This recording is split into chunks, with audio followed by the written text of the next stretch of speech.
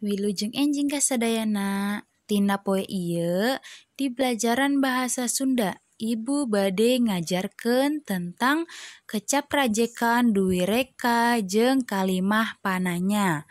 Nah, urang bahas babarengan yuk. Ya, kita bahas bersama-sama ya. Nah, Ibu akan mengajarkan dengan menggunakan bahasa Indonesia saja agar kalian bisa lebih mengerti. Ya, pertama kita cari tahu kecap rajekan duwi reka itu apa. Nah, sebelumnya Ibu memberitahu kalau kecap rajekan itu artinya adalah kata ulang. Ya, kecap rajekan artinya kata ulang. Nah, di sini kita akan mempelajari tentang kecap rajekan duwi reka. Nah, di mana kecap rajekan duwi reka? Nyaeta kecap nu wangun dasarna disebut 2 kali sagemblengna tapi robah sorana. Nah, jadi kecap rajekan duwi reka atau kata ulang duwi reka yaitu kata yang bangun dasarnya disebut 2 kali, tapi berubah suaranya. Nah, di sini ada contohnya. Yang pertama itu contohnya warna. Nah, dari warna berubah menjadi warna-warni. Ya, ingat dari pertamanya katanya warna. Kata pertama adalah warna, kemudian kata kedua adalah warni, jadinya warna-warni. Ya, kemudian yang kedua contohnya yaitu kata tulang. Nah, tulang, terus kemudian kata keduanya adalah taleng, jadi tulang taleng. Kemudian yang ketiga, balik.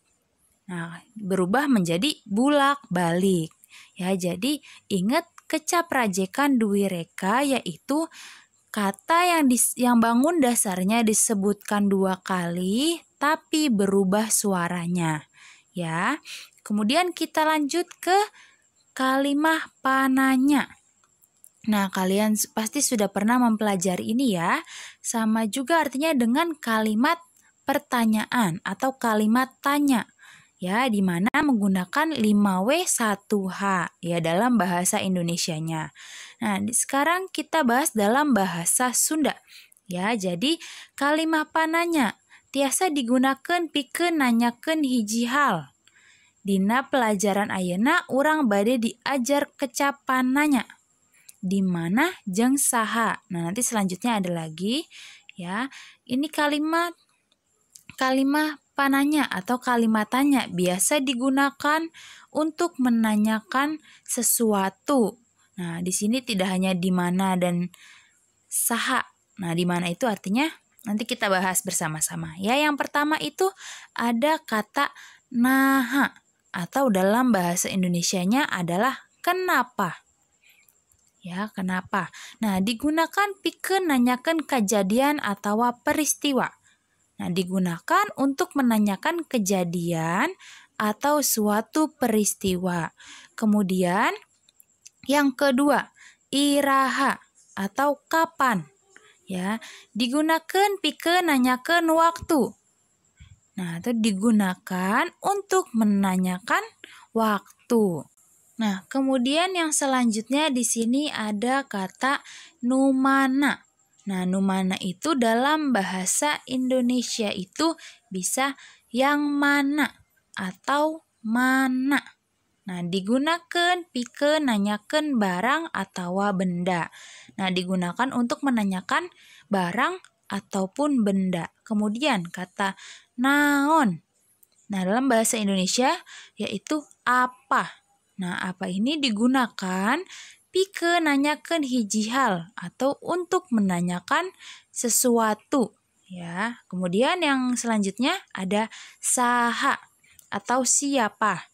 Digunakan pikeun nanyakeun batur atau jalma. Nah, digunakan untuk menanyakan seseorang ya. Kemudian yang selanjutnya sabaraha atau berapa. Nah, berapa ini digunakan untuk menanyakan harga. Ya. Kemudian yang terakhir ada kumaha atau bagaimana. Nah, bagaimana ini digunakan pikeun nanyakeun sadaya kajadian. Berarti digunakan untuk menanyakan seluruh kejadian ya. Jadi dijelaskan dengan panjang kalau bagaimana tuh. Ya. Kemudian yang selanjutnya. Nah, di sini ada tugasnya. Nah, tugasnya itu ada 2. Yang pertama, kalian menuliskan 10 kecap rajekan Dwi Reka. Ya, ingat ya, tadi kita belajar tentang Dwi Reka. Sekarang Ibu mau kalian mencari 10 kata rajekan Dwi Reka. Ya, 10 kata. Misalkan tadi contohnya dari warna, kemudian sama dengan warna-warni. Gitu ya, dan seterusnya. Sampai ketemu 10 kata, ya. Kemudian yang nomor 2, mengerjakan latihan 3 halaman 79. Nah, di sini kalian tadi kan kita sudah mempelajari tentang kalimat pananya.